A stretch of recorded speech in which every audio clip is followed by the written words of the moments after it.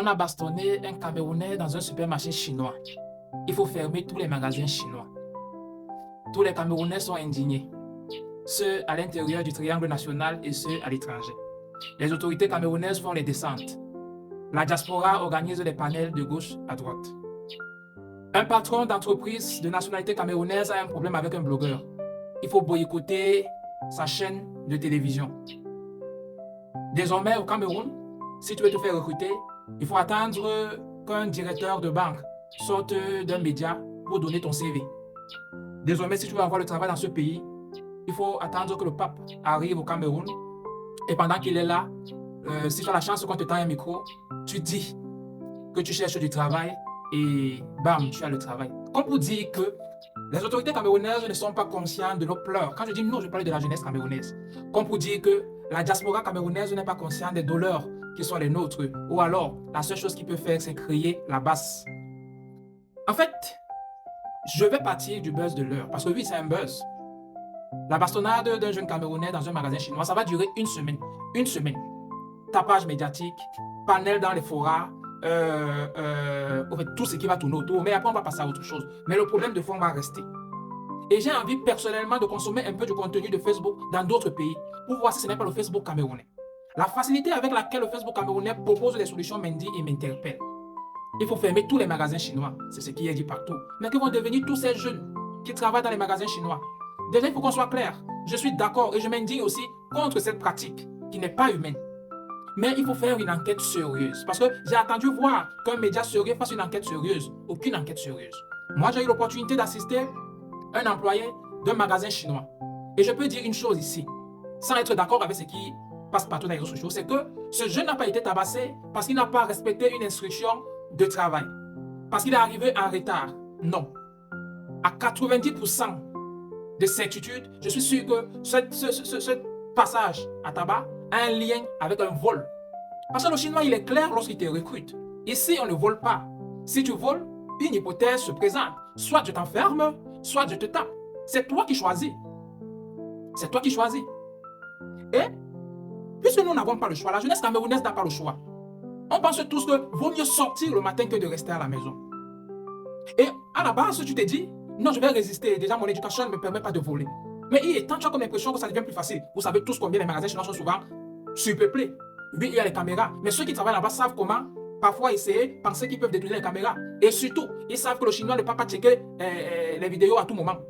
Donc du coup, il y a la tentation.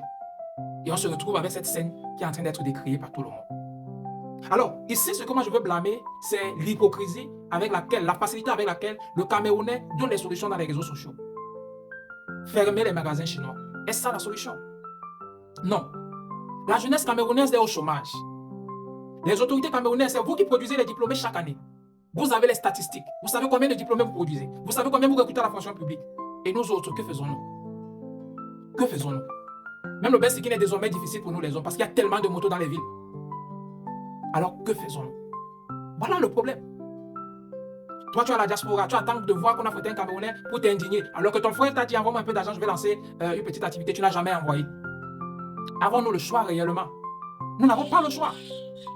Et d'un autre côté, lorsque tu parcours les réseaux sociaux, tu vois la facilité avec laquelle un entrepreneur vient demander à ce qu'on ferme un magasin chinois. Mais mon frère, tu es sûr que tu es vraiment entrepreneur?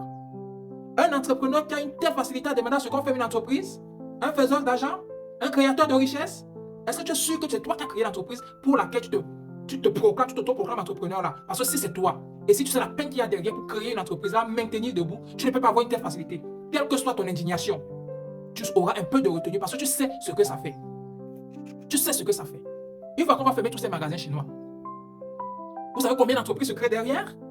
Non, je ne parle pas des personnes qu'on recrute pour vendre à l'intérieur du magasin. Vous savez combien de personnes prennent des produits sur les chinois pour revendre? Vous n'avez pas évalué ça? Non. Ce qui est bien pour vous, c'est que non. Alors si le buzz du moment, c'est parler du jeune homme qui s'est fait tabasser dans le magasin chinois. Donc si je prends ma caméra et que je dis qu'on doit fermer les magasins chinois, tous les Camerounais seront d'accord avec moi. Je vais avoir de l'interaction. Arrêtons de faire des contenus pour l'interaction. La solution est là. Le chômage est la solution. Et après, les autorités camerounaises décident de reprendre Eneo, transforme à Socadel, et puis il faut nommer des autorités pour la gestion de cette nouvelle entreprise-là, à capital public. On va chercher des anciens fonctionnaires retraités qui ont 37 ans de service, alors qu'il y a des diplômés qui sont là. Et il y en a qui ont fait leur expérience. Et comme ça ne se fait pas, vous partez faire les enquêtes dans d'autres entreprises, vous allez vous rendre compte qu'une seule personne occupe de grands postes, au moins dans 4 entreprises publiques ou parapubliques. Mais le problème, c'est ça. Partagez. Donnez les opportunités à la jeunesse. Nous sommes une jeunesse qui n'avons pas le choix. Nous sommes une jeunesse qui pensons qu'au lieu de rester à la maison, il faut sortir même si c'est pour 30 000. Sauf qu'après, lorsqu'on sort des gens, on se rend compte que 30 000 devient insuffisant. Et puis nous sommes poussés non pas vers la facilité, c'est pas la facilité. Sauf que ça semble facile, ça semble une solution qui est là. On a comme l'impression que tellement le Chinois a les produits qu'il ne va pas se rendre compte de la perte. Et puis on se permet de faire ce qui est blâmable. Mais le Chinois ne va pas rester comme ça les mains croisées. Parce que lui, il ne ramasse pas. Non, il ne ramasse pas. Certes, il est un étranger. Oui, il est un étranger, mais est-ce que c'est parce qu'il a... Non, nous sommes une terre d'accueil. Nous sommes une terre d'accueil. Ceci pour dire que, et moi je l'ai déjà dit, Internet risque de devenir le véritable problème dans ce pays. Parce que désormais, on ne va plus résoudre les problèmes. On va dire les choses qui créent de l'interaction. On va dire les choses qui sont bien à écouter pour les autres, qui vont faire en sorte que les gens nous applaudissent. Tu as faim, tu ne manges pas chez toi. Ton voisin sait que tu ne manges pas chez toi. Il sait que pour que tu manges, tu pars souvent brûler sur la boutique de Magida. Il le sait, il ne dit pas. Le jour où Magida t'attrape et que Magida te fait quelque chose, lui aussi s'indigne. Comme si tu étais pas au courant.